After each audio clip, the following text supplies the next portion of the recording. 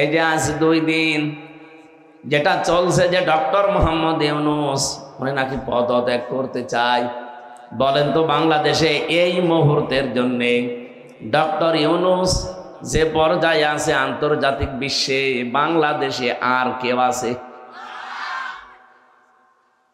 আপনি কি মনে করছেন উনি নিজের থেকে এগুলো করতে চায়? পেছনে যে সমস্ত মানুষ নামে জানোয়ার গুলো খাড়া হয়ে আছে তাকে পদত্যাগ করানোর নাম দেওয়ার জন্য, এগুলো দেশের শত্রু, মানবতার শত্রু, ইসলামের তো শত্রুই। প্রশ্ন আসতে পারে উনি সুদ খেতেন ওনার নামে। আরে ভাই, পৃথিবীতে টিকে থাকার জন্য এখন বাস্তবতার দিকে আপনি তাকান। উনি যদি এই মুহূর্তে দায়িত্বটা ছেড়ে দেন, পাশে প্রতিবেশী নামে কলঙ্ক যারা আছে, ওরা যাদেরকে পুশ করেছে এতদিন, আপনি এর আগে তাকান, হাসিনাকে কাছে রেখে রেখে বিভিন্ন সবক দিয়ে পুশ করে পাঠিয়েছিল, এসে কি করলো দেখলেন না? এই 15.5 বছরও যাদেরকে ওখানে রেখে রেখে বিভিন্ন মেডিসিন দিয়ে ঔষধ খাওয়িয়ে আবার পুশ করেছে, ওদের কথাবার্তা উল্টা।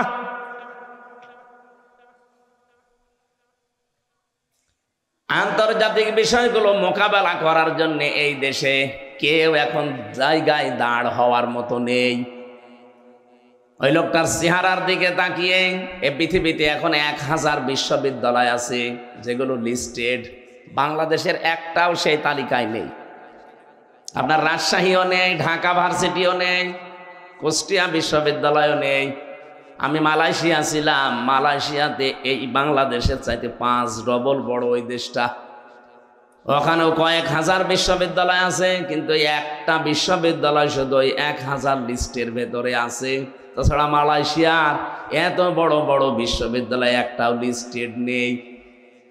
কোথায় তারা বলেন? তাদের গবেষণার স্তরগুলো কোথায়? যত বড় বড় বিশ্ববিদ্যালয় পৃথিবীতে আছে যারা 1000-এর মার্কিং করা, ওই স্যারগুলো সব ইউনূসকে স্যার বলে ডাকে।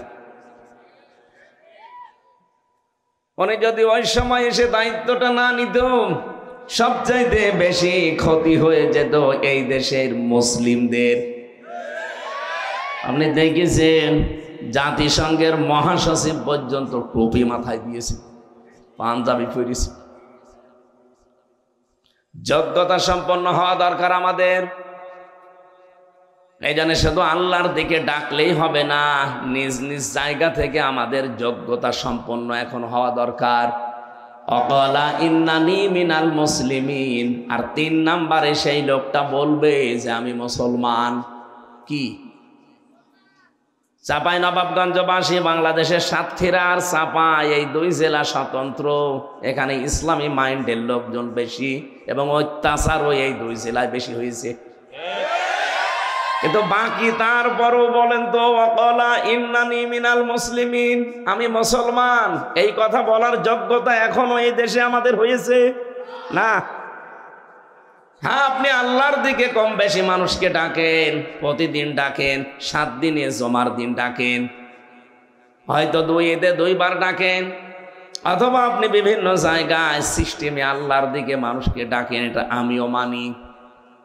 ভালো ভালো কাজ যেখানে যা পান হালকা পাতলা হলেও করেন, কিন্তু আয়াতের বিধান তো ছিল 3টা। আপনি আল্লাহর দিকে ডাকবেন, ভালো ভালো কাজের আঞ্জাম দেবেন, আর নিজেকে প্রমাণ করা লাগবে, যে বলা লাগবে যে আমি মুসলমান। এই কথা বলার যোগ্যতা এখন এই দেশে অন্তত আমাদের এখনো হয়নি। কারণ আমি যদি বলি আমি মুসলমান, আমার কাছে ঘুষ থাকবে। আমি যদি বলি মুসলমান, আমার বউ বেপরদায় চলবে। বলি যদি আমি মুসলমান, আমার কাছে জেনা থাকবে। এগুলো নেই। কেউ যদি বলেন আমি কিছু করি না, কে বলেছে আপনি করেন না? আপনি যে বাড়ি বানিয়েছেন, আপনি যে একটা প্রতিষ্ঠান করলেন, এই যে টুপিটা মাথায় দিয়েছি, এ রুমালটা দেখতে সুন্দর মনে হচ্ছে, হাসি রুমাল। এ রুমালটা যে ফ্যাক্টরিতে তৈরি হয়েছে, ফ্যাক্টরির মালিক লোন নিয়েছে ব্যাংক থেকে। এক কথা বলছেন এখানে। যতদিন পর্যন্ত এদেশে যাকাত ভিত্তিক অর্থনীতি কায়েম না হবে, ততদিন পর্যন্ত এই দেশে যে যাই করুক, ও হয় ডাইরেক্ট সুদখোর না ইনডাইরেক্ট কারণ ব্যাংকিং ব্যবস্থার দিকে আপনি তাকান, এটা অর্থনীতি।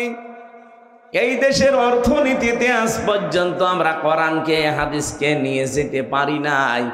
এই জন্য যত ব্যাংক আছে সবগুলো সুদের সাথে জড়িত, কেউ ডাইরেক্ট কেউ ইনডাইরেক্ট। কারণ ইসলামী অর্থনীতির যে পার্টগুলো আমরা জানি, ওগুলো অ্যাপ্লাই করতে গেলে ওরা মানে না। ইসলামী ব্যাংকে যেগুলো আছে পঙ্খানো মানা সম্ভব না যতদিন রাষ্ট্রে ইসলাম কায়েম না হয়। এই যে মোশারাকা আছে, মোদারাবা আছে, মোরাবাহা আছে, বায়ে সালাম আছে, বায়ে ইস্তেসনা আছে, বায়ে মুআজ্জাল আছে, ওয়াহেদা আছে, প্রায় 28টা নিয়ম আছে ইসলামী অর্থনীতির। এগুলো সব একটা একটা করে কাজে লাগাতে হয়, ব্যক্তি থেকে শুরু করে মাঠ পর্যায় পর্যন্ত। বাকি যে ব্যাংকিং ব্যবস্থায় যারা আপনারা কাজ করছেন, লেনদেন করছেন, সোনালী ব্যাংক, রূপালী ব্যাংক, অগ্রণী bank, Chaitali bank, Chaitali bank আছে, জনতা, চৈতালিও 2 দিন পরে খুলে ফেলবে। এরকম যত ব্যাংকিং ব্যবস্থা এই দেশে আছে, বলেন তো এখানে সুদ ডাইরেক্ট না ইনডাইরেক্ট? আপনি যে বলবেন আমি মুসলমান, কি করে বলবেন? আপনি ডাইরেক্ট না হলেও ইনডাইরেক্ট।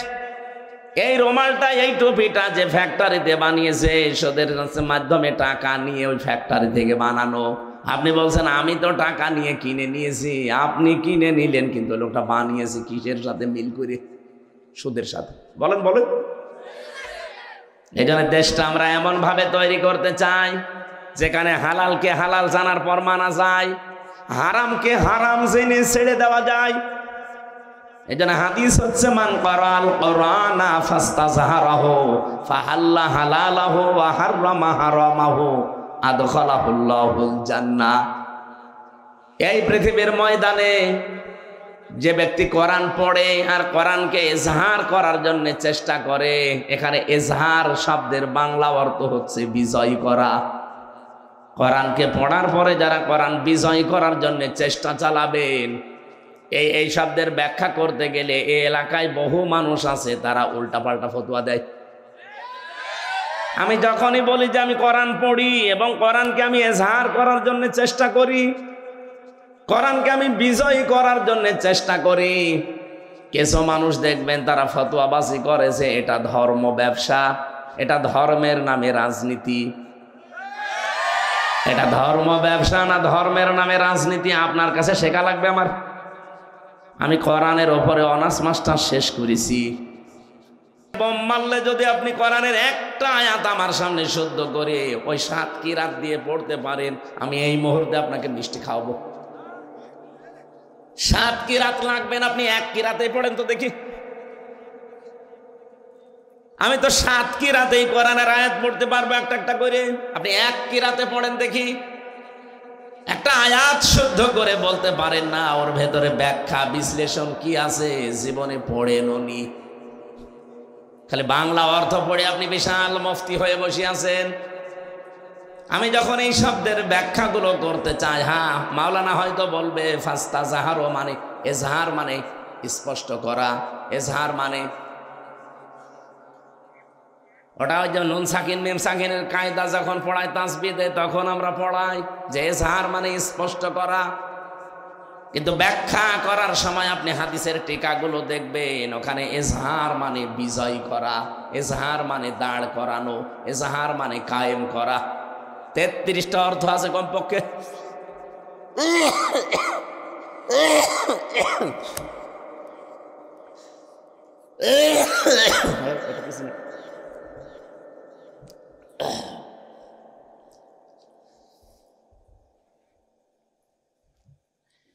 কেন এজহার শব্দের অর্থ এখানে শুধু স্পষ্ট করা দিলে হবে না, বিজয় করা ধরা লাগবে কেন?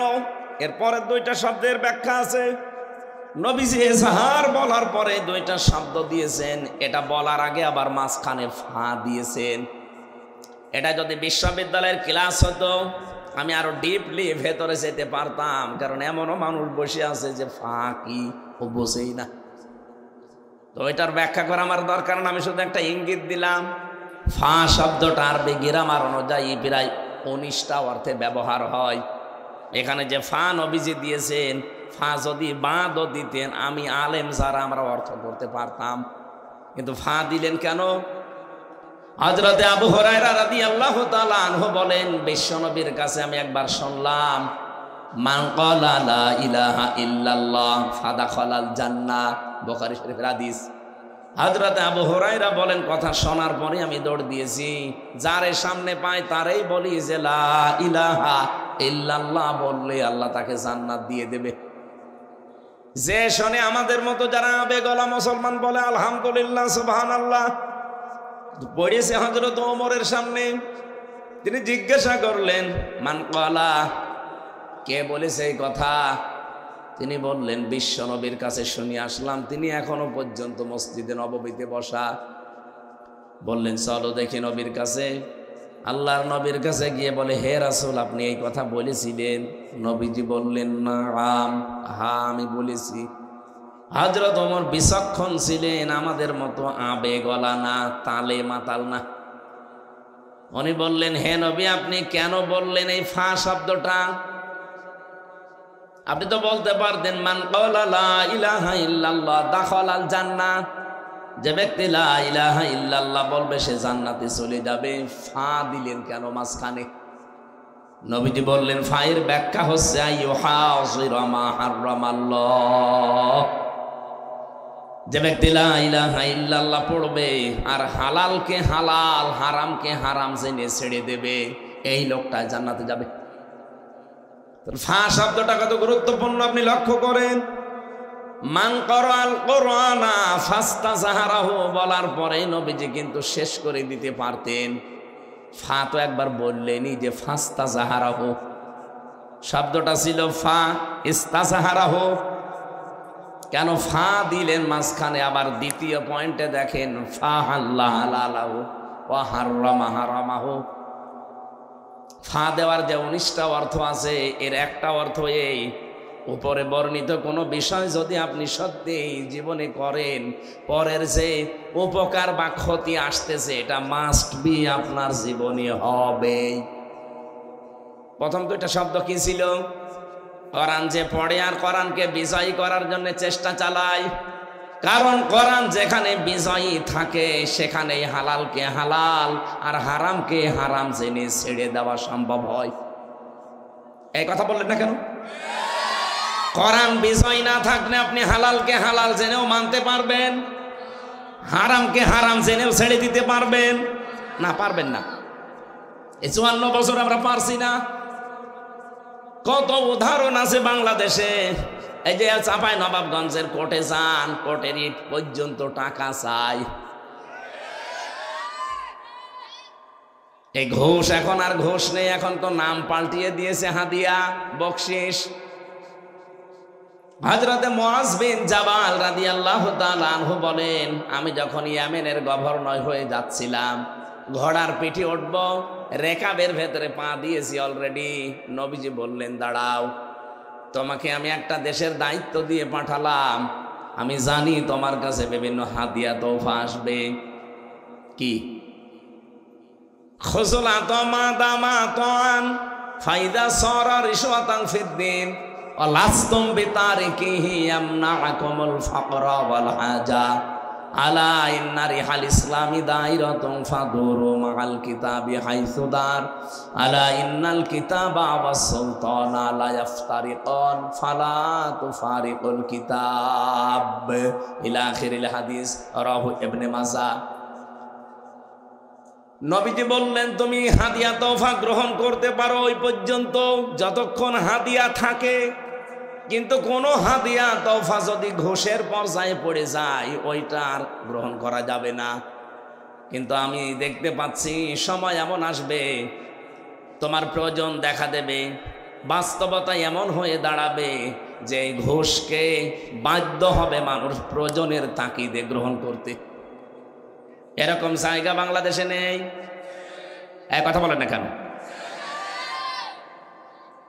আমার কুষ্টিয়াতে যে ওসি সাহেবকে আমি পড়াতাম ওই 10 সালে, তার বেতন ওই সময় ছিল আমার হালকা মনে আছে খুব বেশি হলো 42,000 টাকা।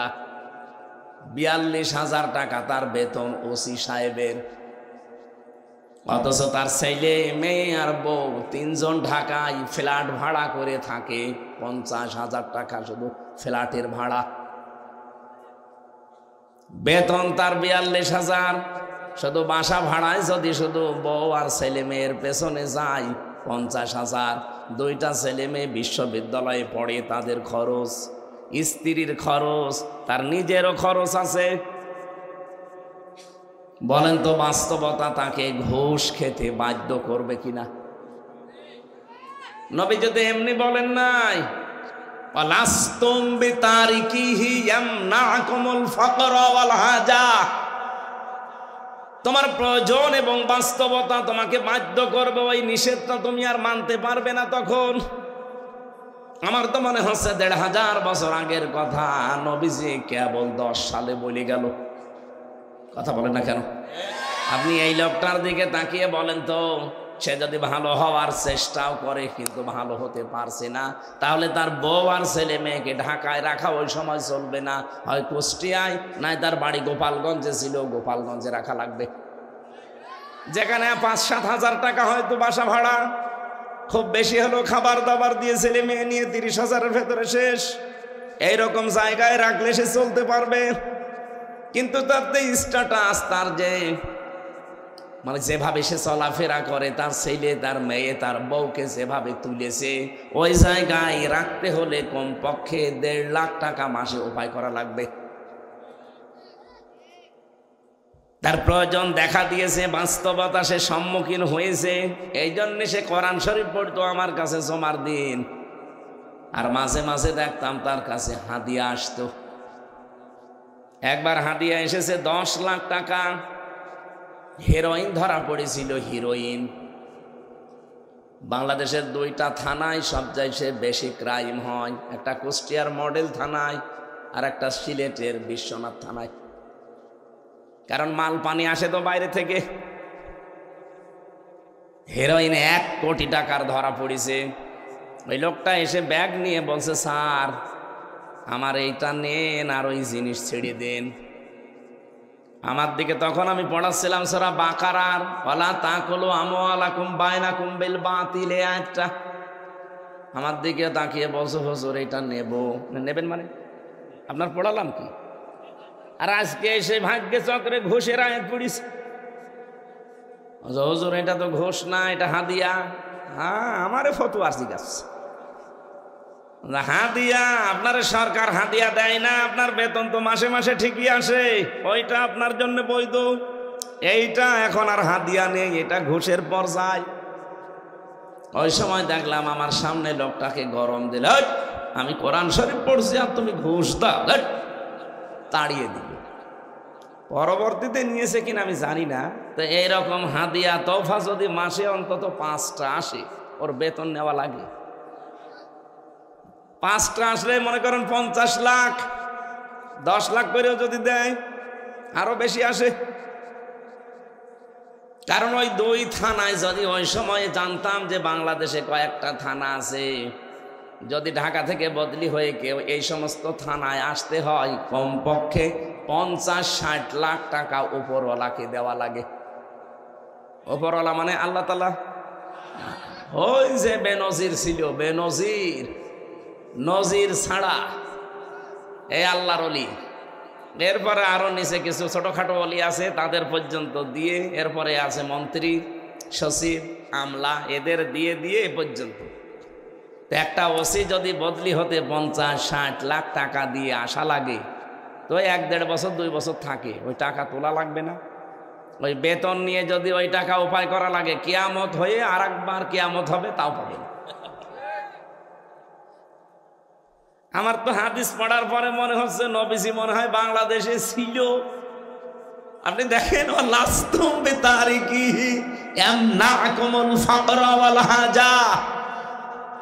হে সাহাবী, সময় এমন আসবে তোমার প্রয়োজন হয়ে পড়বে, তোমার হাজত দেখা দেবে, তুমি এই হাদিয়া তোফা তখন না নিয়ে পারবা না। সাবধান, ইসলামের খুঁটি, ইসলামের যে যন্ত্রপাতি আছে, দুনিয়ার কেউ যদি ইসলামের পক্ষে না থাকে এগুলো কিন্তু ইসলামের খুঁটি বাতাসে নড়তে থাকবে। কে বলছেন? আলা ইন্না রিহাল ইসলামি দাইরাতুন ফাদুরু মাল কিতাবি হাইসুদার আলা ইন্নাল কিতাবা ওয়াস সুলতান লা ইফতারিকান।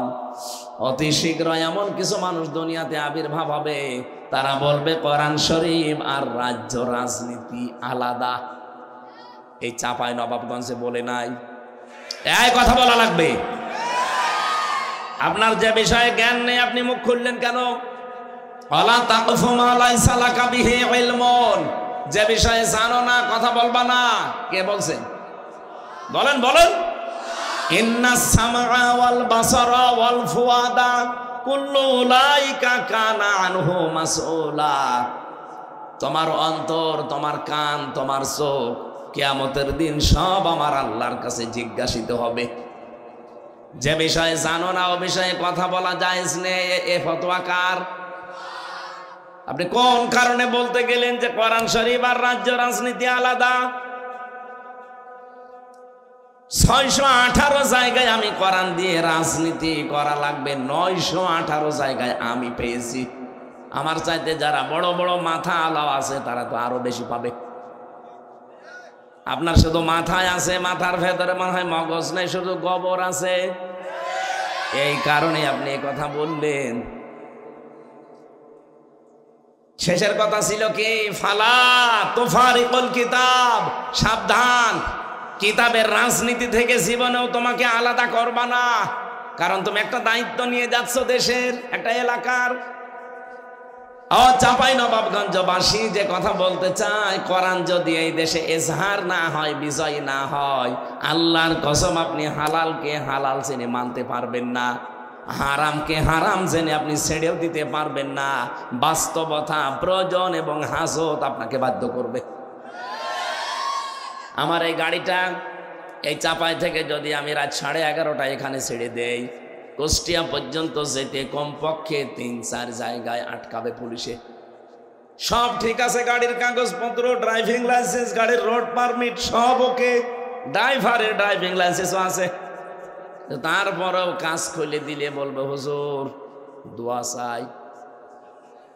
যদি বলি দোয়া করে আসলাম, না, যে দোয়া নিয়ে আসলেন ওই দোয়া দিয়ে যান। এখন যেহেতু তারা রাত জেগে আছে, বলেন তো যদি 1000-2000 করেও দেওয়া লাগে, 7-8 জন করে থাকে, এই 2000 করে যদি 1-5 জায়গায় দেওয়া লাগে, খালি দোয়াই দেওয়া লাগবে 10,000।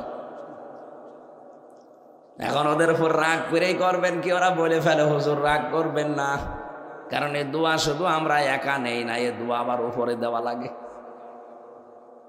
এরকম যতগুলো গাড়ি থেকে আমরা দোয়া পাই, প্রতি রাতে যদি অন্তত 50,000 টাকা দোয়া পাই, উপরে আমার 30,000 চলে যায়, আর আমরা এই ছোটখাটো গুলো 20,000 দোয়া খাই। এখন ওরা যদি চেষ্টা করে যে না আমি ওইসব ঝামেলাই নেই, আমি লা ইলাহা ইল্লাল্লাহ, কাউকে কিছু বলবো না, কোনো গাড়ি ধরবো না, হবে? ওর গাড়ির চাকরি থাকবে না এমন জায়গায় বদলি করে দেবে, পুলিশ লাইনে রেখে দেবে, থাক সুবহানাল্লাহ পড়। না, হচ্ছে না। যতদিন কোরআন বিজয় না হবে আপনি পারবেন না। আর এইটার জন্যই এত কথা বলা হয়, আর আপনারা উল্টা দিকে নিয়ে যান। এত দরকার কি? আরে দরকার কি? 54 বছরে দেখতে পাচ্ছেন না? এখনো পর্যন্ত বলার সৎ সাহস আমাদের হয়নি যে আমি মুসলমান, কারণ আমি মুসলমান এই কথা বললে আমার বউ জীবনও বেপরদায় চলবে না। আমি মুসলমান এই কথা বললে আমার ব্যবসা সুদের সাথে জড়িত হবে না। সে পরিবেশ এখনো হয়েছে। একটা ছাগল বিক্রি করতে চাই, তারপরও মানুষকে চাঁদা দেওয়া লাগবে। এই দেশে এখনো আমরা আছি। জানা আমাদের নাম যে বাবা রেখেছিল কি? হরে কৃষ্ণ হরে রাম। কি রেখেছিল? হুয়া সাম্মাকুমুল মুসলিমিন। আমি তোমাদের নাম সন্তান হিসাবে, জাতি হিসাবে রেখে দিলাম কি? মুসলমান। সুতরাং মুসলমান এই পরিচয় দেওয়ার মতো যোগ্যতা এখনো আমাদের দেশে কারোরই হয়নি। এই যোগ্যতা আমরা তৈরি করতে চাই। 56,000 বর্গ মাইল। এই কোরআন দিয়ে যখন চলবে, কোরআন যখন বিজয় থাকবে, তখন বুক ফুলিয়ে বলা যাবে যে আমি মুসলমান। এ কথা আমরা বলতে চাই না। এইটা যদি কেউ বাধা দিতে আসে, সে ইসলামের শত্রু, মানবতার শত্রু, আমারও শত্রু। কারণ ও তো জান্নাতে যেতে চায় না, আমারও যেতে দিতে চায় না। জান্নাতে যাওয়ার বাধা হয়ে যারে দেখবো, হযরতে ওমর যেমন, হযরত ওমরের বাবা এসে শুধু মুহাম্মদ রাসূলুল্লাহর বদনাম করছিল, তিনি একবার, দুইবার, তিনবার নিষেধ করলেন যে বাবা খাত্তাব, আপনাকে আমি সম্মান করি, কিন্তু নবীজির ব্যাপারে কথা বলবেন না। তারপরও যখন বারবার নবীজিকে গালি দিচ্ছিল, এক কোপ দিয়ে বাবার এই কল্লা আলাদা করে ফেলেছে। এই দেশে আমার মনে হয় এখন ওমরের মতো ভূমিকায় আমাদের আসা দরকার। ইসলাম নিজে মানেন না, মানতেও দিতে চান না, জান্নাতে যাওয়ার বাধা হয়েছে দাঁড়াবে, বাপ হলেও ছাড়বো না। যাই হোক, তেলাওয়াতকৃত আয়াত যেহেতু সূরা মারিয়াম 41 নম্বর আয়াত, মাত্র একটা আয়াত পড়েছি। জাতির পিতা ইব্রাহিম নবী আলাইহিস সালাম, যেহেতু আর 14 দিন পর একটা দিবস আমাদের সামনে আসছে, তার নাম কোরবানি। এই কোরবানি যার মাধ্যমে আমরা পেলাম, তার নাম হযরতে ইব্রাহিম। নাম কি বলেন বলেন? হযরতে ইব্রাহিমকে আমার আল্লাহ স্মরণ করতে বলছেন, ওয়াযকুর ফিল কিতাবি ইব্রাহিম। আর একটা কিরাত আছে, ওয়াযকুর ফিল কিতাবি ইব্রাহিম। বলেন আল্লাহু আকবার। আল্লাহ বলেন এই কিতাবের ভেতরে ইব্রাহিম সম্পর্কে কিছু কথা আছে। হে নবী, আপনি এটা স্মরণ করেন। নবীজিকে স্মরণ করাতে বললেন কেন? ও চাপায় বাসিয়ে দিকে তাকান। এই পৃথিবীতে এই যে শব্দটা প্রথমে আল্লাহ দিলেন অজকুর, জাকারা ইয়াজকুরু শব্দের শাব্দিক অর্থ হচ্ছে স্মরণ করা। জিকির বলে না? এই জিকির থেকে জাল কাফর অজকুর, এটা আমরের সিগা। হে নবী, আপনি স্মরণ করেন বা বর্ণনা করেন, মানুষকে জানান। কি জানাবেন? ফিল কিতাবে, এই কিতাবের মধ্যে। কিতাবের মধ্যে বলতে আল্লাহ পাক কি বোঝাতে চান? কিতাব মানে পৃথিবীতে কোরআন। কিতাব মানে কি? আরো জোরে বলেন। তাফসীরে ইতকানের ভেতরে পাবেন, এই কোরআনের আল্লাহ 55টা নাম নিজে দিয়েছেন। ওরা কোরআন শরীফের নাম কয়টা? 55টা। এরা কারা? এরা বসেন। আমার ওয়াজে বসে চলে যাচ্ছে, আমি ওঠার আগে কে ওঠা যাবে না নাকি শেষ করে দেব? এত কষ্ট আমার মনে হয় এই বছরের মাহফিলে ওই শুধু রাজশাহীর একটাই করেছিল, আর আজকের একটাই। এরা মেশিন লাগিয়ে পানি ছেঁকেছে আপনাদের জন্য, আর আপনারা চলে যাচ্ছেন কোন কারণে? এই মোস্তফা ভাই তার লোকজন সাথে নিয়েছে, কষ্ট। আমি সেই এসেছি রাত মনে হয় 3টার দিকে, এই এসেই দেখতেছি তারাই লেগে আছে এর পেছনে।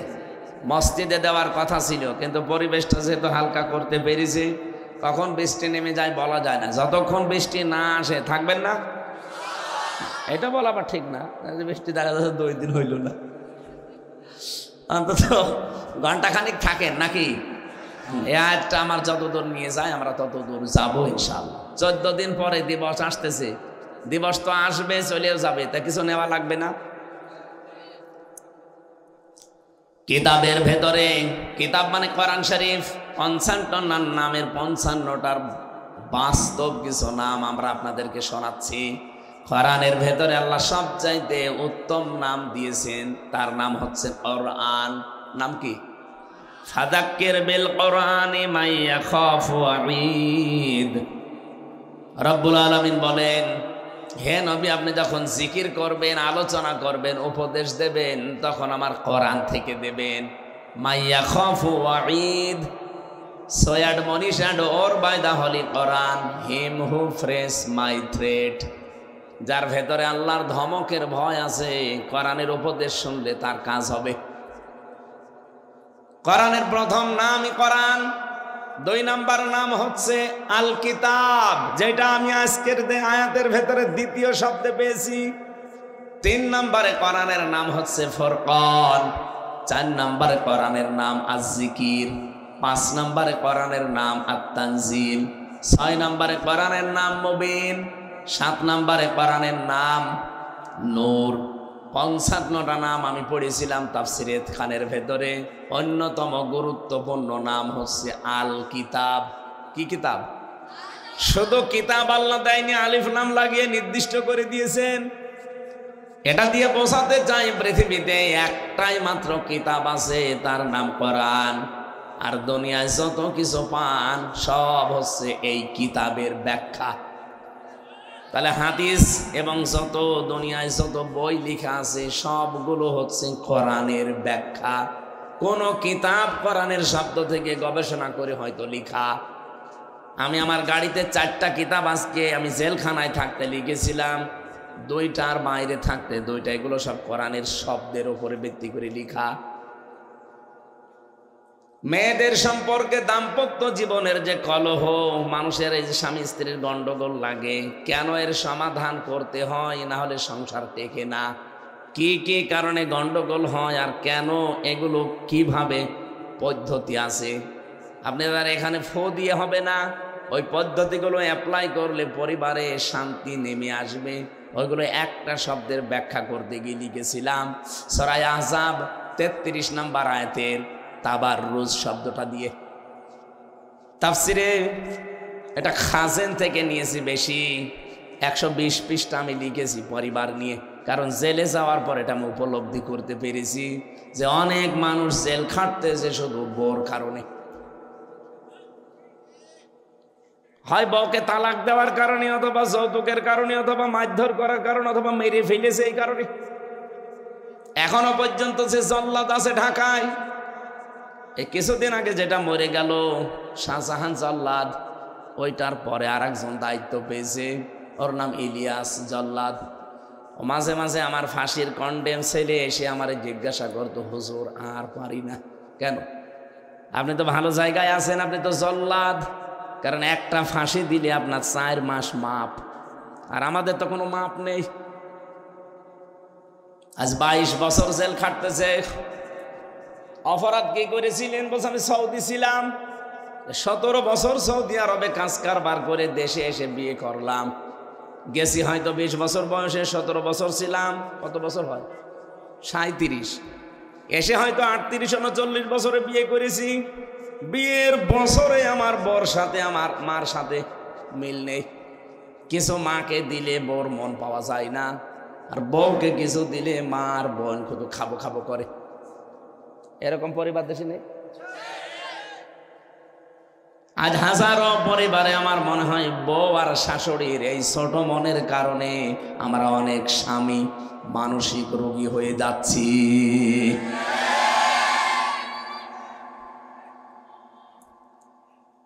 আমার মনে হয় চিল্লাচ্ছে যেগুলো এখনো বিয়ে করেনি, বিয়ে করে তো চিল্লাবে। এখনো তো বেড়ার কোলে থাকেননি, বেড়ার কোলে থাকবেন তারপরে তো চিল্লাবেন। মা বোনেরা, আমার মনে হয় মেয়েরা এসেছে, সম্মানিত মা বোনেরা, শুধু নামাজ পড়া রোজা রাখার কালো বোরকা পরা ইবাদত না। আপনার কারণে যে আপনার স্বামীটা আজ মানসিক রোগী হয়ে যাচ্ছে, টের পাচ্ছেন আপনি। আপনার কথা মতো চলতে গেলে মা বাবার মন পাওয়া যায় না, মা বাবার কথা মতো চলতে গেলে আপনার বিছানায় পাওয়া যায় না।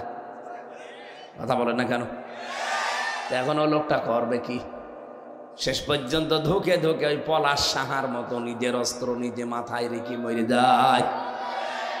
অত মরে গিয়েছে, যাক বেঁচে গেল না, মরে গেলে তার বেঁচে যায় না, তা তো যাক গেল, ওর জীবনে আর কিছু নেই। কিন্তু আমরা যে পলাশ সাহা ছিল এএসপি, আমরা এরকম বহু স্বামী আছি, মানসিক যন্ত্রণায় মৃত মানুষের মতো বেঁচে আছি। সম্মানিত মা বোনের রেকর্ড হচ্ছে, সারা দুনিয়া যাচ্ছে। মা বোনদেরকে হাতে পায়ে ধরে বলছে, আমি আপনাদের খুব ভালোবাসি। কিয়ামতের দিন হাজারো মেয়ে লোক জাহান্নামে যাবে শুধুমাত্র এই ছোট মনের কারণে, ছাড় দিতেই পারে না। মা যারা বসে আছে, মা যদি মনে করে আমার ছেলের জন্য আমার বেটার বউকে আমি একটু হালকা ছাড় দিলাম, কি আসে যায়, শান্তি সুখ যত আপনার ছেলে পায় একটু, আপনার সমস্যা কি? বউ যদি মনে করে না আমার স্বামী এই 25-30 বছর পর্যন্ত ওর মা বাবাই তোর পেছনে শ্রম দিয়েছে, আমি তো আর ছিলাম না, আমি তো কেবল 3 দিন এসেছি, আমি একটু ছাড় দিয়ে চলি, ও যতদিন মা বাবা আছে অন্তত হক আদায় করুক, একটু যদি মনটা উদার করে নিজের মা বাবার মতো মনে করে ছেড়ে দেয়, পরিবারের জীবনে কোনো স্বামী আলাদা হবে না। চাঁপাইনবাবগঞ্জে আলাদা হওয়ার সিস্টেম নেই না ভাই, ঠিক হচ্ছে না। মা বোনেরা আশা করছি মনটা একটু ব্রড মাইন্ডের করেন, এই ন্যারো মাইন্ডের হওয়া বাদ দেন। আপনি নিজেও জান্নাতে যেতে পারছেন না, আমাদেরকেও জান্নাতে যাওয়া থেকে বঞ্চিত করছেন। আমার কুষ্টিয়ায় আমি দেখানে, যেমন এখানে ঈদের নামাজ যেখানে পড়ায় প্রায় 11 গ্রামের মানুষ, 11 গ্রামের মানুষ আপনি হিসাব করেন, কমপক্ষে ওখানে মাওলানা এনামুল হক শাফি সাহেব এতদিন ইমাম ছিলেন, তারপরে লোকজন আমারে নিয়েছে। 11 গ্রামের আপনি হিসাব করেন কত লোক হতে পারে। এক গ্রামে যদি 1000-1500 মানুষ হয়, এতগুলো মানুষ এক জায়গায়। তো উনি যখন কামেল পাশ করে আসলেন এলাকায়, উনি বললেন যে আমি এলাকায় থাকতে চাই না, আমি চলে যেতে চাই দূরে কোনো জেলায়। লোকজন বলছে বাবাজি কামেল পাশ করে মাওলানা, তখন তো বলতো টাইটেল পাস, টাইটেল পাস করে আসলে আর চলে যাবা মানে? উনি ওই সময় একটা উদাহরণ দিয়েছিলেন ঈদগায় নামাজ পড়াতে, আমার আজও মনে আছে, ভালো করে শুনবেন, কারণ জ্ঞানী মানুষদের এক একটা কথা ওটা পাথর পাহাড়ের চাইতেও ভারী। উনি বললেন দেখেন আমি এলাকায় থাকতে চাই, সেই ছোটবেলা থেকে আপনাদের কাছে আমি কারো ছেলে কারো ছোট ভাই এইভাবে আস্তে আস্তে মানুষ হয়েছি। ছোটবেলায় কেউ আমার ডাকতো এই সাফি এদিকে আয়, ওই সাফি কোথায় বলতো না। আমি এখন টাইটেল পাস করে কামেল পাস করে মাওলানা হয়ে এলাকায় আসলাম, ওই আমার বন্ধু বান্ধব যারা আছে, আমার ছোট ভাই, আমার বয়সী যারা, আমার চাচা আমার দাদা, ওরা তো আর বসবে না যে সাফি সাহেব কামেল পাস কিনা। ও ঠিক ওই সেই 12 বছর আগে যেভাবে ডাকতো ওই সাফি, ওইভাবেই বলবে ওই সাফি। আমি তো সে সাফি আছি, কিন্তু আমার নামের আগে এখন একটা আলেম লেখা আছে, কি কথা বুঝতেছেন? আর আলেম তো আর যার তার নামের আগে লেখা যায় না। আল উলামা ওয়ারাসাতুল আম্বিয়া, আলেমরা নবীর ওয়ারিস। নবীজি বলেন আমি থাকলে যা করতাম আমার আলেমরা যদি ওইটা করে, ওরা কিন্তু সাধারণ থাকে না, ওরা তখন আমার উত্তরাধিকারী হয়ে যায়। স্থলাভিষিক্ত নায়েবে রাসূল। নবীজিকে কেউ যদি বলে এই মোহাম্মদ, বলতে পারে? বলেন বলেন। তাহলে আমি শাফি সাহেবের আগে মাওলানা এনামুল হক শাফি লেখা। আপনি তো আর মনে করবেন না যে আমি কামেল পাস করে এসেছি, মনে করবেন ওই সেই 5-এ পড়তাম গ্রামে সেই সাফি আছি। আপনি বয়সে হয়তো বড় অথবা সমবয়সী, একবারে আপনি আবেগে বলবেন এই সাফি শোন, আপনি আলেমের অসম্মান করে ফেলবেন। আমার নিজের জন্য না, আপনার জন্য হলেও আপনাকে আমি বাঁচাতে চাই, জন্য আমি এলাকায় থাকবো না, দূরে থাকি, বছরে 2-1 বার আসবো, ওই চলবে। কি বলেছিল আপনি ইঙ্গিত পেয়েছেন? কথা বুঝতেছেন না? বোঝেননি? আমি আপনাদেরকে বাঁচাতে চাই, আমাকেও বাঁচাতে চাই। আপনারা তো বাঁচবেন নিজেদেরকে এভাবে উল্টা পাল্টা না ডেকে, আর আমি আমাকে বাঁচাতে চাই। কারণ যখনই আপনি বলবেন যে এই সাফি, তখন আমার মনের ভেতরে একটা অহংকার আসতে পারে, কি আমি টাইটেল পাস আর আমার এই সাফি বলে ডাকছে, ভেতরে একটা অহংকার চলে আসতে পারে। আমি নিজেকেই নিজে বরবাদ করে ফেললাম। আমি নিজেকে এই জন্য বাঁচাতে চাই, আপনাদেরও আমি বাঁচাতে চাই। আমার ভাইরা, আমি যে কথা তুলেছিলাম, আজ আমরা আমাদের মনটা যদি ন্যারো মাইন্ডের না করে ব্রড মাইন্ডের করতে পারতাম, এই স্বামীর যে সম্মান মর্যাদা আপনি তো এখনো টের পাননি যে এ বেটা কি জিনিস। নবীজি বলেন পৃথিবীতে যদি আমি মেয়েদেরকে আল্লাহ বাদে অন্য কাউকে সেজদা দেওয়া জায়েজ থাকতো, মেয়েদের কানের কাছে মুখ নিয়ে বলতাম মেয়েরা আর যাই করো স্বামীর পায়ে সেজদা দাও। কত বড় সম্মান, আল্লাহর পরে তার স্থান, আর আপনি তার মুখে মুখে তর্ক করেন, তার মা বাপ তুলে আপনি গালি দেন। খাদিজাতুল কুবরা রাদিয়াল্লাহু তাআলা আনহার জীবনী পড়েছি, পুরাটা জীবনী আমি কয়েকবার পড়েছি। আমি দেখেছি তার পুরা জীবনে কোনোদিন তিনি এক ওয়াক্ত নামাজ পড়েননি, একটা রোজা রাখেননি, জীবনে একদিনের জন্য তিনি পর্দায় ছিলেন না, একটা টাকা যাকাত দেননি, জীবনে কোনোদিন একবারের জন্য হজ করেননি। কারণ হচ্ছে এই বিধানগুলো সব নাজিল হয়েছে তার ইন্তেকালের পরে, এই জন্য তিনি করেননি। কিন্তু তার সম্মান দেখেছেন, এই পৃথিবীতে জিন্দা অবস্থায় একজন মানুষকে, একজন মহিলাকে আমার আল্লাহ সালাম দিয়েছিলেন, তার ভেতরে খাদিজা, আর একজনকে দিয়েছিলেন তার নাম হযরতে আসিয়া। হযরতে আসিয়াকে আমার আল্লাহ শুধু সালাম দিয়েছেন, কিন্তু ঘর বানিয়েছেন জান্নাতে আমি পাইনি। আসিয়া চেয়ে নিয়েছিলেন, বলেছিলেন আল্লাহ তুমি আমার জন্য জান্নাতে একটা ঘর বানিয়ে দাও যেখানে বসে বসে তোমারে দেখা যায়। কিন্তু খাদিজাতুল কুবরার জন্য আমার আল্লাহ নিজে জান্নাতে ঘর বানিয়ে সুসংবাদ পাঠিয়েছেন।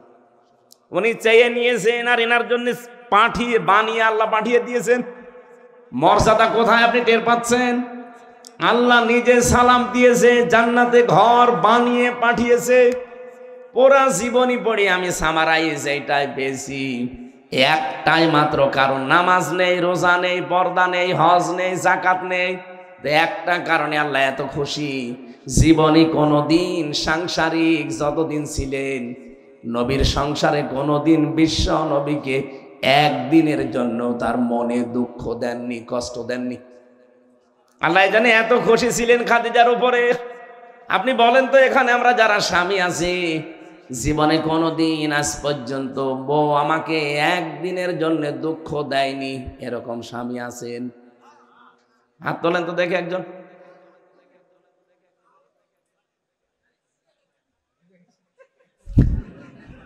হুজুরও তুলতে পারিনি, তোমার দুঃখ পেয়েছে, আমিও পারিনি।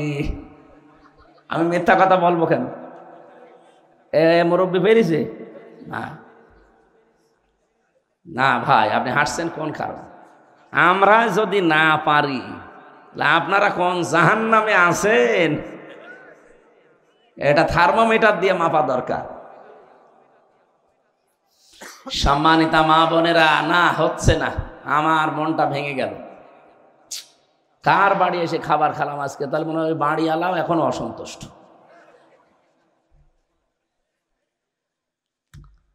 নামাজ পড়েন আপনি, রোজা রাখেন আপনি, বোরকা পরেন, অথচ স্বামীর মনে প্রতিদিন 10 বার করে দুঃখ দিতে আছেন।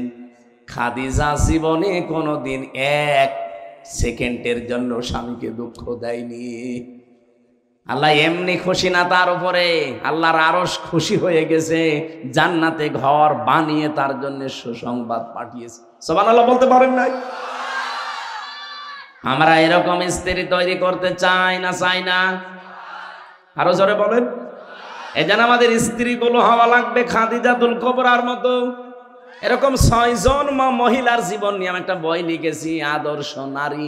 মেয়েদের আদর্শ কে কে হবে, কিভাবে তাকে ফলো করবেন, আছে গাড়িতে এটা দাম্পত্য জীবনের, ওইটা মেয়েদেরকে আপনারা পড়াবেন। ও বউ, ভারতের সিরিয়াল না দেখে বইটা পড়ো, দেখো কি আছে, মেনে চলো। শুধু পুরুষেরটা, মহিলারটা না, পুরুষেরটাও নিয়ে যাবে। পুরুষেরটা পড়বে না, নিজেরা শুধু ভালো বউ চায় আর নিজে হয়ে আছে ফেরাউনের ভাইরা। ভাই হবে? নিজেকে হযরতে আলীর মতো তৈরি করেন, বউগুলো এমনি ফাতেমাতুজ জাহরা হয়ে যাবে। মেয়েদেরকে আহ্বান জানাচ্ছি, কষ্ট আমি জানি আপনাদের, তারপরও একটু স্বীকার করেন।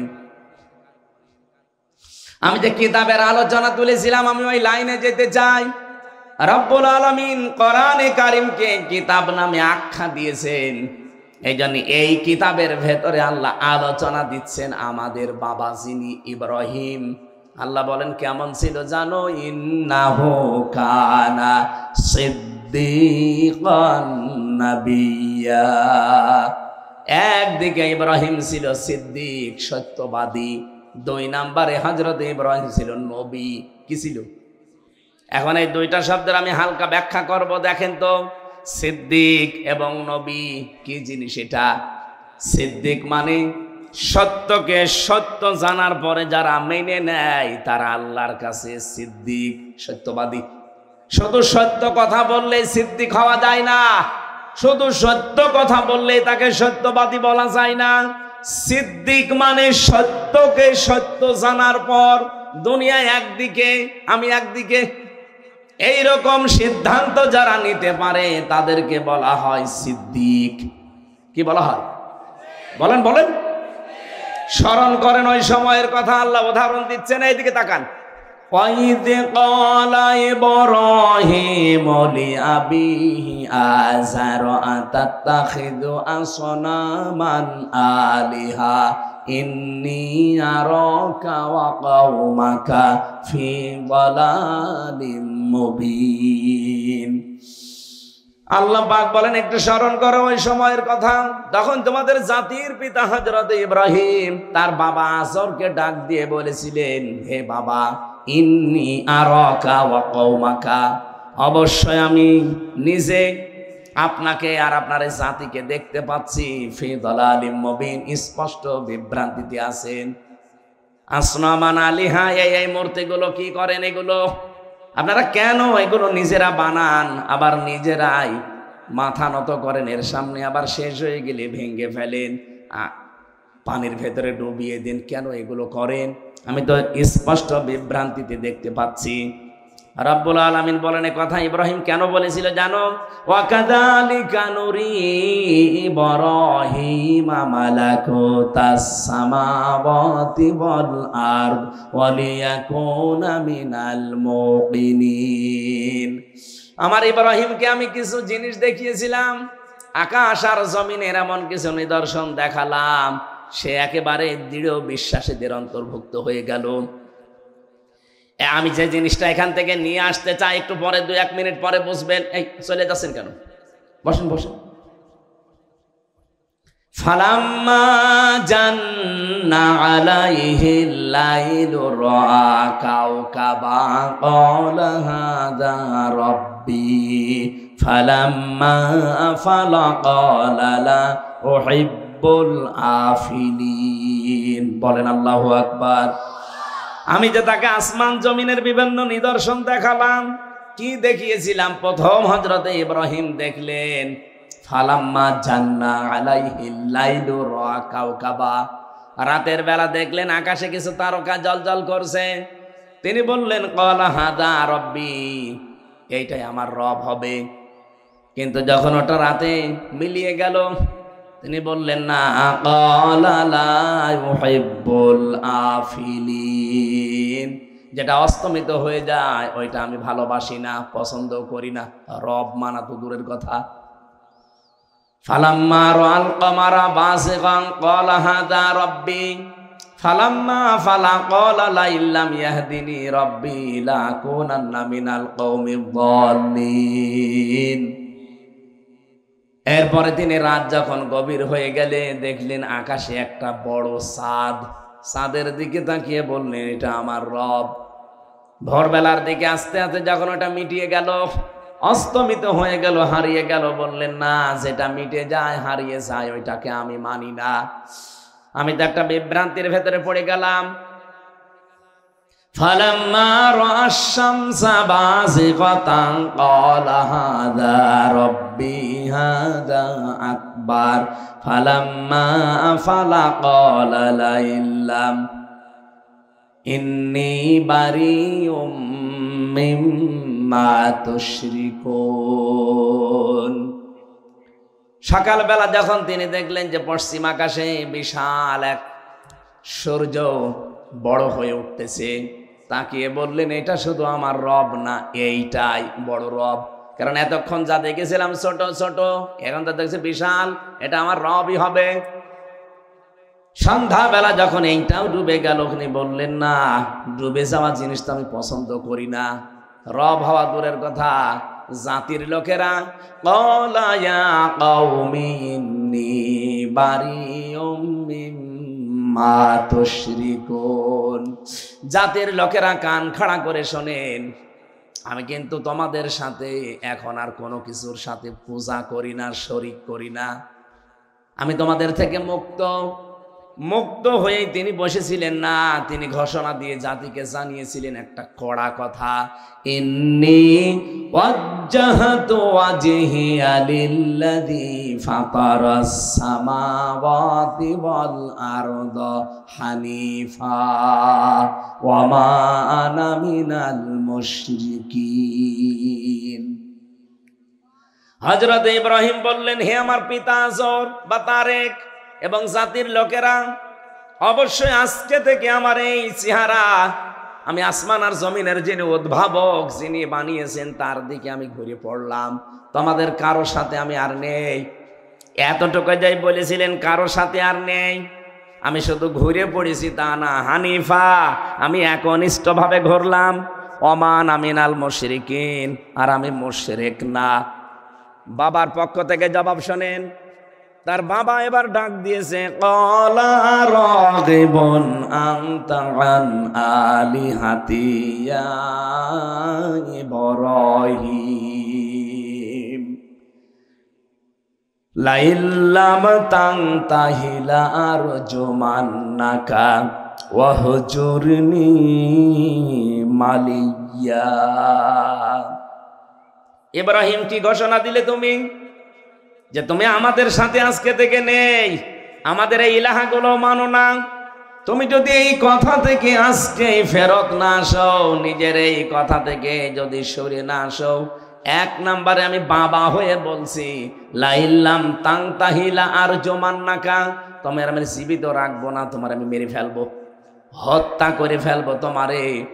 আর আমি যদি এটা না পারি, দ্বিতীয় নম্বর বলেছিলেন ওয়াহজুরনি মালিয়া, হয়তো সন্তান হিসাবে আমি মায়া মহাব্বত এটা করতে যদি না পারি, আজকে থেকে ঘোষণা দিলাম তুমি আমার কাছে আর থাকবে না, দূর হয়ে যাও, দূরে কোথাও চলে যাও। এরকম কথা বললে আমার কাছে বাবা হিসাবে সন্তানকে আমি রাখি না। আপনি হিসাব করে দেখেছেন জাতির পিতা কি কঠিন পরীক্ষায় ছিলেন? আয়াতের তাফসীর পড়তে গিয়ে আমি জাতির পিতা ইব্রাহিমের জীবনে 50টা পরীক্ষা পেয়েছি। জীবনের জন্ম থেকে শুরু করে মরণ পর্যন্ত আমি 50টা পরীক্ষা পেয়েছি। তার ইমানের পরীক্ষা ছিল 10টা, তার ভেতরে এটা একটা। পরিবারও ছেড়ে দেওয়া লাগে, ইমানের উপরে টিকে থাকতে গিয়ে অনেক সময় নিজের পরিবারকেও ছেড়ে দেওয়া লাগে, অনেক সময় সমাজকে ছেড়ে দেওয়া লাগে, অনেক সময় অনেক নবী দেশ পর্যন্ত ছেড়েছেন। আর আমাদের ইমানের উপরে টিকে থাকতে গেলে কিছু ছাড়া লাগে না, আরো আত্মীয় স্বজন বাড়ে। 2 নম্বরে তার আমলের পরীক্ষা আল্লাহ নিয়েছিলেন 30টা। কোরআন শরীফের ভেতরে আপনি পাবেন সূরা মুমিনুনের ভেতরে 10টা, সূরা আহজাবের ভেতরে আছে 10টা, আর সূরা তাওবার ভেতরে আছে 10টা। এই 30টা পরীক্ষা আল্লাহ তার জীবনে নিয়েছিলেন আমলের। 3 10 30, আর ওদিকে 10 ইমানের 40, আর মাথা থেকে পা পর্যন্ত এখানে 10টা পরীক্ষা আছে বডির ভেতরে।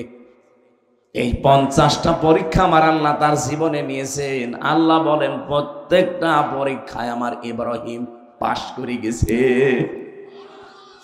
হযরত ইব্রাহিম ঘোষণা দিয়েছিলেন, ক্বালা সালামুন আলাইকা সাস্তাগফিরু লাকা রাব্বি ইন্নাহু কানা বি হাফিয়া। একটা একটা করে অনেকগুলো জিনিস তিনি ছাড়লেন। তারপরে তিনি বলেন, ফালাম্মা আফালাম ওয়ালাম ওয়া আতাসিলুকুম মা তাদউনা মিন দুনিল্লাহ ওয়া আদউ রাব্বি আসা আল্লাহ আকুনা বিদুআই রাব্বি শাকিয়া। ফালাম্মা আতাসালাহুম মা ইয়াবুদুনা মিন দুনিল্লাহ, এ পর্যন্ত যখন তিনি বলেছিলেন, এখন তো বাংলা না বললে আপনারা আরবি বুঝবেও না। তিনি প্রথম নম্বরেই বললেন, হে আমার বাবা, আপনি আমাকে হয় মেরে ফেলতে চান অথবা দূরে সরিয়ে দিতে চান, আমি আপনার জন্য আল্লাহর পক্ষ থেকে শান্তি কামনা করছি। আল্লাহ যেন আপনাকে শান্তি নিরাপত্তা দেয়, আর আল্লাহ আপনাকে যেন মাফ করে দেয়। আমি জানি আমার আল্লাহ অতি দয়ালু মালিয়া, জোরে বলেন হাফিয়া, জোরে বলেন সুবহানাল্লাহ। 2 নম্বরে তিনি জাতির লোকের কাছে দাঁড়িয়ে বললেন, আজকে থেকে আমি তোমাদের থেকে ইতিজাল মানে বিচ্ছিন্ন হয়ে গেলাম, ছেড়ে দিলাম তোমাদেরকে। আল্লাহ বাদে যাদের ইবাদত তোমরা করো তাদের সাথে আমি আর নেই। ওয়াদউ রব্বি, আজকে থেকে শুধুমাত্র আমি ডাকতে থাকবো আমার রবকে। ওয়াল হাসা আল্লাহ কোনা বিদুআই রব্বি শাকিয়া, আমার আশা যে আমার আল্লাহ কোনোদিন আমার ডাক না শুনে পারবেন না, কোনোদিন তিনি আমাকে হতভাগ্য করবেন না। ফালাম্মা তাসালাহুম মা ইয়াবুদুনা মিন দুনিল্লাহ, এই মুহূর্তে যখন তিনি সবকিছু থেকে নিজেকে পৃথক করে একেবারে একা একা দাঁড়িয়ে গেছেন, কেউ নেই তার সাথে, তার বাবা নিজে তার শত্রু, আগুনে ফেলার সময় তার বাবা নিজে সাহায্য করছে। এরকম কঠিন মুহূর্তে হযরত ইব্রাহিম নবী আলাইহিস সালাম যখন দাঁড়িয়ে আছেন একা একা, আমার আল্লাহ ঠিক তখন তাকে নিয়ামত একটার পরে একটা দেওয়া আরম্ভ করলেন। তার মানে আমরা যদি জাতির পিতার সন্তান দাবি করি, বঙ্গবন্ধুর না, ইব্রাহিমের, কার? আমরা যদি ইব্রাহিম নবীর সন্তান দাবি করে থাকি যে আমরা ইব্রাহিমের সন্তান, আপনি ইমানের সাথে রিলেটেড যেগুলো আঁকড়িয়ে ধরবেন, ইমানের সাথে যেগুলো মিশে না ওগুলো যখন ছেড়ে দেওয়ার সিদ্ধান্ত নেবেন, আপনি দেখবেন আমার আল্লাহ ইব্রাহিমকে যেভাবে একটা একটা নিয়ামত দিয়েছে আপনাকেও জীবনে আল্লাহ দেওয়া আরম্ভ করবে। কে দিয়েছিলেন তাকে? ওয়াহাবনা লাহু ইসহাক ওয়া ইয়াকুব, ইসহাককে দিয়েছিলেন, ইয়াকুবকে দিয়েছিলেন। তার বংশের ভেতরে কুল্লান জাআলনা নাবিয়্যা, আর তিনি জানতেন যে প্রত্যেককে আমার আল্লাহ নবী বানাচ্ছেন। আমি যেহেতু সিদ্দিকের ব্যাখ্যা করার জন্য পর্যন্ত এসেছিলাম, এবার আমি পেয়ে গেছি। আপনি বলছেন আমাদের জাতির পিতা ইব্রাহিম আমার আল্লাহকে তিনি খোঁজ করছিলেন, কেউ তাকে দেখিয়ে দেয়নি। তিনি খোঁজ করে করে যখন পেয়ে গেলেন সত্যটা, এই সত্যকে সত্য জানার পরে দুনিয়ার কত কিছু তার ছাড় দেওয়া লেগেছে বলেন। আর আমাদের চোখে আঙ্গুল দিয়ে দেখিয়ে দিলেও সত্যকে সত্য জানার পর আমরা মানতে চাই না। আমার কথা আপনি বুঝেছেন কিনা জানি না। জাতির পিতা সত্যকে অনুসন্ধান করছিলেন, খুঁজতেছিলেন, খুঁজতে খুঁজতে খুঁজতে যখন পেয়ে গেলেন, পেয়ে যাওয়ার পরে এমন ভাবে আঁকড়িয়ে ধরলেন, বললেন হানিফা, আমি একনিষ্ঠ ভাবে, ওয়ামান আমিনাল মুশরিকিন, আমি মুশরিক না। এ ঘোষণা দেওয়ার পরে কত কিছু তার উপরে এসেছে দেখেছিলেন, যে বাবা পর্যন্ত বলছে তোর মেরে ফেলবো। আজও আমাদের দেশে যারা আমাদের অভিভাবক, সত্যের উপরে টিকে থাকতে গিয়ে আজ আমরা তাদের পক্ষ থেকে হুমকি ধামকি পাচ্ছি। নাম ধরা লাগবে।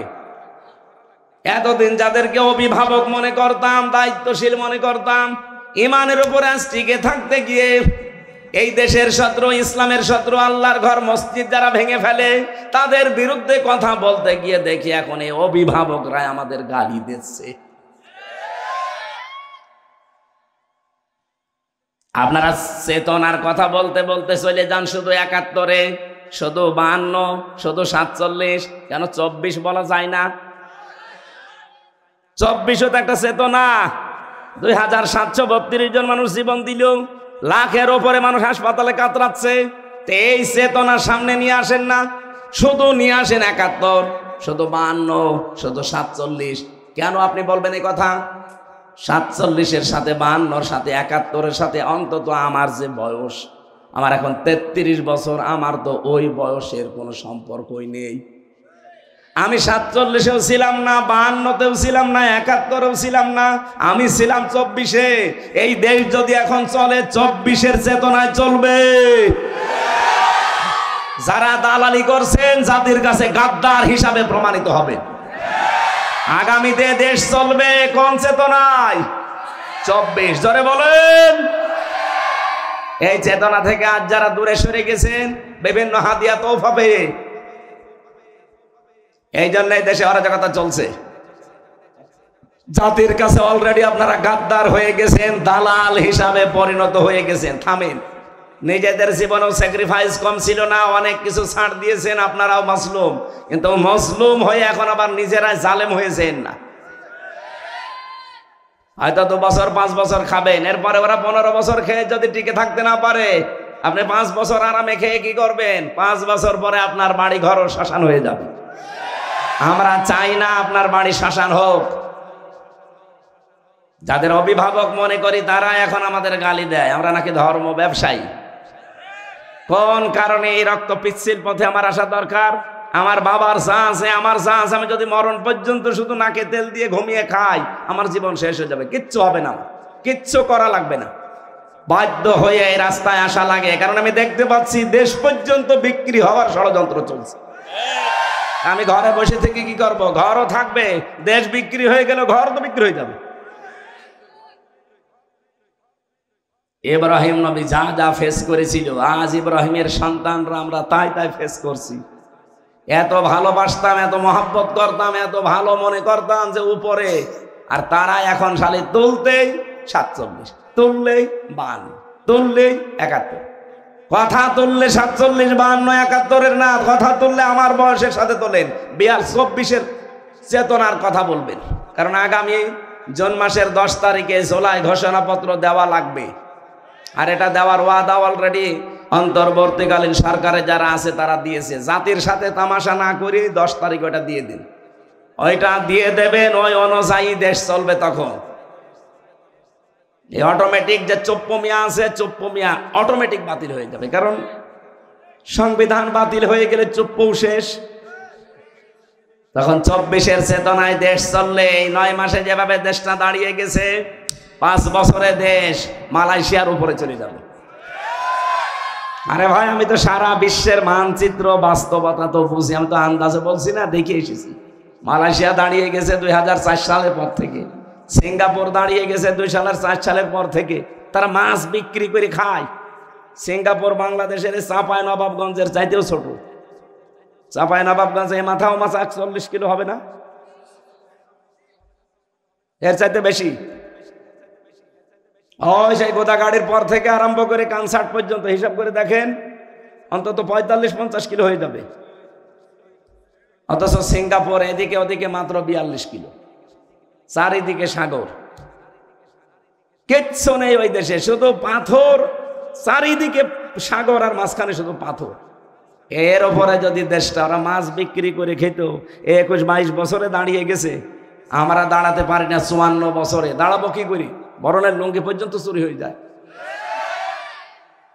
বঙ্গবন্ধু কি চুরি হয়েছিল? কম, এত চোর থাকলে হয় না। আমরা যখন নেমেছি জাতির পিতা ইব্রাহিমের সন্তান হিসাবে, আশা করছি অনেক কিছু পরীক্ষা সামনে আসতেছে।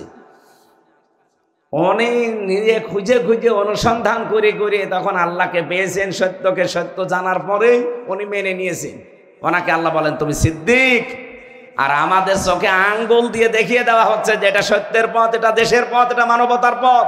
না, ও মানতে চায় না, কারণ ওকে তো ফ্যান খাইয়ে পাঠিয়েছে। তিনি 2 নম্বরে ছিলেন। তাহলে সত্যকে সত্য জানার পরে যারা দ্বিধাহীন চিত্তে প্রশ্ন ছাড়া মেনে নেবেন, এই মানুষগুলো কিয়ামতের দিন সিদ্দিকে আকবর আবু বকরের সাথে উঠবেন। হযরতে আবু বকর, তিনি শুধু আবু বকর ছিলেন, কিন্তু যখনই নবীজির মেরাজের এই কাহিনী বিশ্বাস করার পরে তিনি বললেন, হে নবী, আপনি যদি বলেন সারা জীবন নদীর পানি মহানন্দ এদিকে চলছে এদিকে চলছে, হঠাৎ মহানন্দর পানি এমনি উঠতেছে, আমি তাই বিশ্বাস করব? নবীজি বললেন, ও আবু বকর, তুমি এত বড় কঠিন বিষয় বিশ্বাস করে নিলে প্রশ্ন ছাড়া। তোমাকে তো আমি আজকে খালি হাতে ফেরত দিতে পারি না। আজকে থেকে তোমার নাম আমি একটা লকব লাগিয়ে দিলাম, তুমি আবু বকর না, তুমি আবু বকর সিদ্দিক। এই জন্য সত্যকে সত্য জানার পরে যারা প্রশ্ন ছাড়া দ্বিধাহীন চিত্তে মেনে নেবেন, কিয়ামতের দিন তারা উঠতে পারবেন সিদ্দিকে আকবর। এবং আমাদের বাবা, যিনি জাতির বাবা, হযরতে ইব্রাহিম, তিনি সিদ্দিক, তার সাথে বলেন সুবহানাল্লাহ। 2 নম্বরে ইব্রাহিম নবী ছিলেন নাবিয়া। নাবিয়া মানে, নবী শব্দের শাব্দিক অর্থ হচ্ছে সংবাদ বাহক। নবীটা নাবা থেকে এসেছে। নাবা শব্দটার বাংলা অর্থ হচ্ছে ব্রেকিং নিউজ। আপনি এই নিউজ শব্দটা ইংরেজি থেকে আপনি লিখতে আরম্ভ করেন, দেখেন NEWS নিউজ। এন দিয়ে যদি নর্থ ধরেন, ই দিয়ে যদি ইস্ট ধরেন, ডাব্লু দিয়ে যদি ওয়েস্ট ধরেন, আর এস দিয়ে যদি সাউথ ধরেন, তাহলে তামাম দুনিয়ার কিছু বাকি থাকে? বলেন না কেন? আল্লাহ পাক বলেন নবী ইব্রাহিম তামাম পৃথিবীর সব আমি আল্লাহ খবর তার কাছে দিয়েছিলাম। ওই যে ওয়াকাযালিকা নুরি ইব্রাহিম, আমি ইব্রাহিমকে দেখিয়েছিলাম মালাকুতাস সামাওয়াতি ওয়াল আরদ, আসমান আর জমিন পরিব্যাপ্ত যত নিদর্শন সব তাকে দেখিয়েছিলাম। এই নিদর্শনগুলো সে দেখে দেখে আমি আল্লাহকে শেষ পর্যন্ত খুঁজে পেয়ে গেছে। জাতির লোকেরা নবী যে সংবাদ আমাদের কাছে নিয়ে এসেছেন, উনি তো আমাদের জাতির পিতা ছিলেন ইব্রাহিম, আর আমরা যাকে মানি উনি জাতির পিতারও পিতা। যদি আমাদের মুহাম্মদ রাসূলুল্লাহকে ইব্রাহিমের সন্তান বলা হয়, কিন্তু সন্তানের দায়িত্ব, তার মর্যাদা, সম্মান এত বেশি আল্লাহ দিয়েছেন। ইব্রাহিমকে তো শুধু সিরিয়ার জন্য পাঠিয়েছিলেন নবী হিসাবে, আর আমাদের নবী মুহাম্মদ রাসূলুল্লাহকে সিরিয়া না, শুধুমাত্র আমেরিকা না, সৌদি আরব না, তামাম দুনিয়ার জন্য সংবাদ বাহক করে পাঠিয়েছেন। বলেন সুবহানাল্লাহ। আলোচনার বিষয় আমি যেহেতু ইব্রাহিমের জীবন থেকে আরম্ভ করব বলেছিলাম, যে ইব্রাহিম এই যে ছুরি চালিয়ে পশু জবাই করার নিয়মটা তার কাছ থেকে পেয়েছি, এর আগে এই নিয়ম ছিল না। কি দিয়েছেন? ঠিক আছে,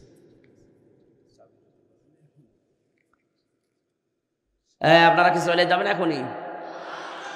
না, এদের খরচ দেখতে পাচ্ছেন কি অবস্থা, সব উড়ে গেছে, ছিঁড়ে গেছে, ডবল খরচ হয়ে গেছে। ওনারা 2 দিন ব্যাপী অনুষ্ঠান চালাতে হিমশিম খাচ্ছে। অন্তত কোরআনের পক্ষে আপনার 5টা টাকা থাক, এটা যদি চান তাহলে ওনারা যাচ্ছে। 5 মিনিটের ভেতরে যা আছে এনেছেন দেওয়ার জন্য দিয়ে যাবেন। কই লোক কই আপনার? ভেতরে যান, তাড়াতাড়ি যান। যে মানুষগুলো যাচ্ছে খুব তাড়াতাড়ি এদের কাছে আপনার বের করে রাখেন, দিয়ে গেলেই দিয়ে দেবেন। সম্মানিতা মা বোনদের কাছে, ওই যে স্বেচ্ছাসেবিকা আছে, বাচ্চারা আছে, ওদের কাছে দিয়ে দিন। তাড়াতাড়ি ভাই, সময় নেই, তাড়াতাড়ি করেন। সুবহানাল্লাহ আলহামদুলিল্লাহ লা ইলাহা। ওটাওটি করেন মানে বসেন। যারা শুধু চাদর নিয়ে যাচ্ছে তাদের কাছে ছাড়া কেউ উঠবেন না। গভীর ষড়যন্ত্র চলছে অলরেডি বাংলাদেশ নিয়ে। এই আগস্টের 5 তারিখের পর থেকে এই মে মাসের 23 তারিখ পর্যন্ত প্রায় 28টা কুলো তৈরি করেছে ওখানে বসে বসে। একটাও ষড়যন্ত্র সফল হয়নি, সামনে ইনশাল্লাহ হবেও না যদি আমরা এক থাকতে পারি। এই জন্য ছোটখাটো বিষয় ভুলে যাওয়া লাগবে ভাই, এখনো এখন, নাই তো পেছনে যেটা আছে না এটাও থাকবে না। কালকে আমরা রাত্রের বেলায় রাত 2:30-3টার দিকে এই যে শান্তির মোড় চাঁপাইনবাবগঞ্জে ছিলাম। এখানে যিনি আলোচক ছিলেন এই যে মাওলানা আবুল কালাম আজাদ আজহারি, ওই ভাইয়ের সাথে দেখা হয়েছিল। অনেক গভীর টেনশন, চিন্তা মগ্ন আছে যে কি হতে যাচ্ছে দেশে। বললাম এই কঠিন পরিস্থিতি থেকে উত্তরণের একটাই উপায় আছে। এই দেশের ধর্ম, দল, মত, জাতি, বর্ণ, ধর্ম দেখা যাবে না, সব এখন শুধু দেশের জন্য এক হওয়া লাগবে। তাহলে এই ষড়যন্ত্র মোকাবেলা করা আল্লাহর রহমতে সম্ভব ইনশাআল্লাহ। আশা করছি এগুলো ঐক্য এখন খুবই বেশি দরকার। আরে ভাই, দেশে যদি না থাকে আপনার বাড়ি থাকবে? আমি আমার বাড়িতে এখন ঘুমিয়ে থাকতে পারতাম না? দেশের মানুষকে সচেতন করা আমার দরকার কি? আমি দেখতে পাচ্ছি দেশই না থাকলে আমার কুষ্টিয়ার বাড়িও থাকবে না। জালেম হয়ে গেলে কি হয়? আমি তো হানিফের বাড়ি দেখলাম, দেখেছেন হানিফের বাড়ি একেবারে মাটির সাথে মিশিয়ে দিয়েছে।